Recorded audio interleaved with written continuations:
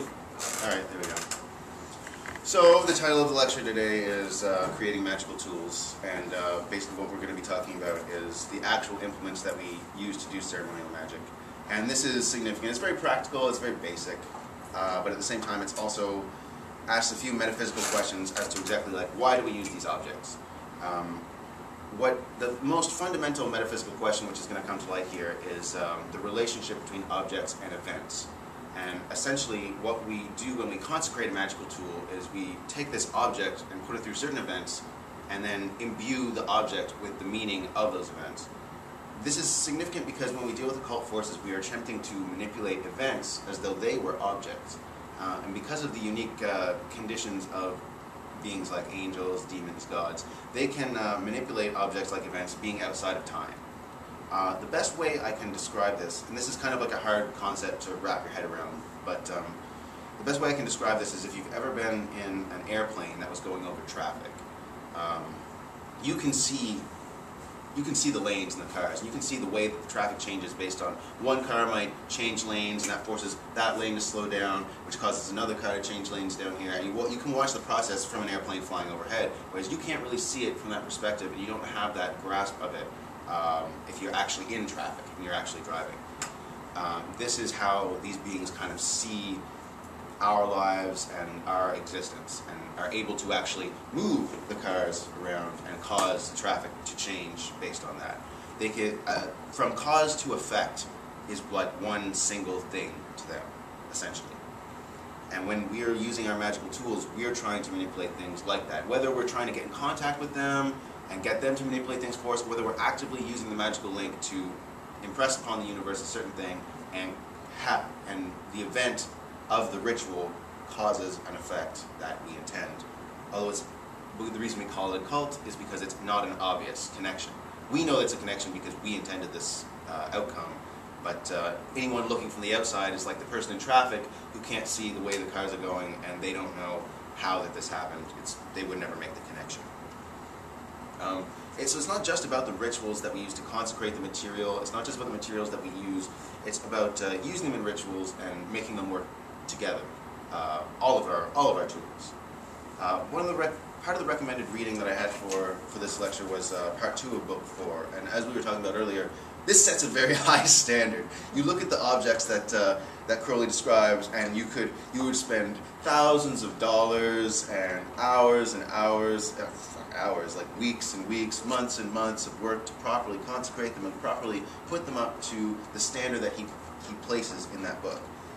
Crowley has an antidote to that a little bit later on in Magic Without Tears, where he talks about improvising magical tools and describes being on a mountain and having his lantern was his lamp, and he had a stick for his wand, and so on and so forth.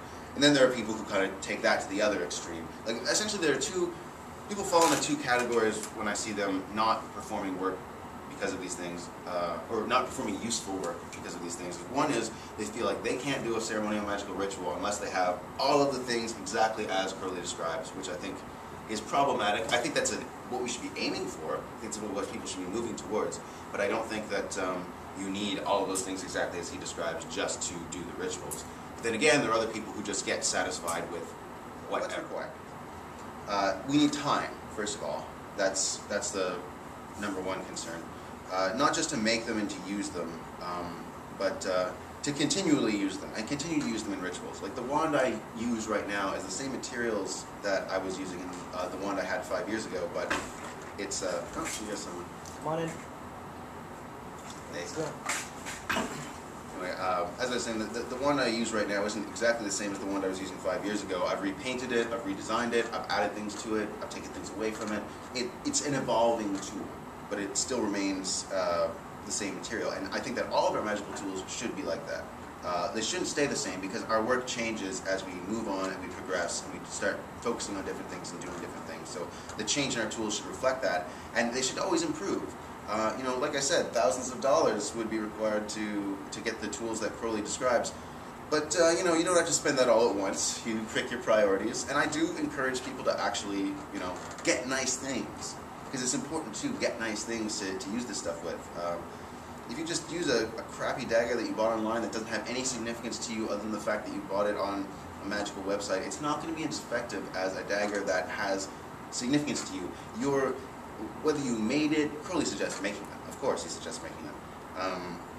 Whether you made it or you purchased it at some point, it should be part of an event. It should be part of a story. There should be like everything that I have in my temple. There's a story behind. There is no object that's just like, okay, I just picked it up because I needed something to use as a dagger. You know? So that requires time as well. That's an investment of your life. And that's obviously I've been talking about that. The second thing that you require is a material investment. I will say that there are certain things that I don't like. I've said a couple times, buying objects online. It's not always a big deal. It depends what you're buying. If you get a robe or something like that, that's a perfectly reasonable way to get it. There's a great website called Enochian.org where I get my Goetic seals from, and they're very effective. And the woman who runs the site is good at what she does. So I can plug them. I've never tried another site. I know that those seals work, so I can kind of plug that a little bit.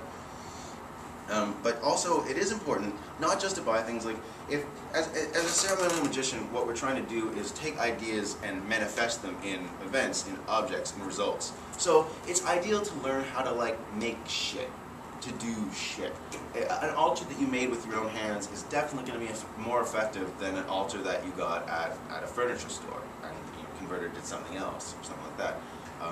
And learning those skills, how to actually make things, how to sew, how to carve, how to work with the physical world is essential to the whole task of a ceremonial magician. We are trying to manifest things. We're not just, there's a certain aspect of ceremonial magic which is about, yes, taking your mind up to the higher places, going into astral journeys and having experiences and insights. But if you can't manifest those experiences and insights in the real world, then what's the point? They don't mean anything. And the third thing that's needed is planning. You need to be thinking about the planetary days, the planetary hours, what time of the year it is, what significance does this have, what star constellations are in the sky, when I'm working on this ritual, what's the moon doing, and the considerations of these are different for different tools, but these things all have to be considered, and it's not just something you do, well, I guess I'll go consecrate one today because I've got the afternoon off work and I'm kind of bored and it's nothing I want to watch is on TV, so I got a couple hours to kill, so why not do it now?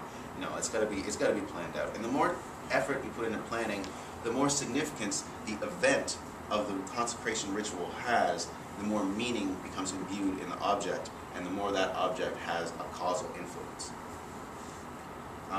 So I'm going to talk about a few magical tools.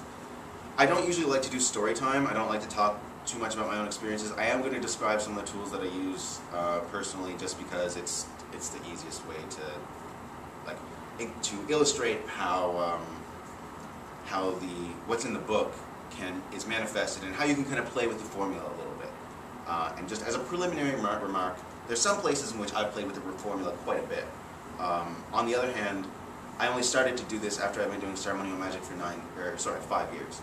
I've been doing it for 10 years now, and I would say that the first 5 years of doing it as much by the book as possible are key. You don't want to start messing with a system that you don't really understand too well. You got to have the experience, then you can start experimenting, and then you can mess around a little bit once you've kind of got your sea legs or whatever. The first tool, which isn't always described as a tool, is the magical name of the magical oath. And I think that some people, in the occult community we experience people who go around and say like, oh, I've changed my name to Shadow Dancer and this is my new thing and whatever. That's not significant. What's significant is to invoke the forces of the universe and to initiate, when you're initiated into an occult order, you're initiated by people. You can also do self-initiations. Crowley made it very clear. He had a formula for self-initiations that is very easy to find, and I think it's very useful. When you do that, you pick your magical oath, and that is supposed to express your intent for whatever it is that you're doing, that grade of the order that you're participating in, or your whole life if you want. When I had my HGA experience, I got a magical oath which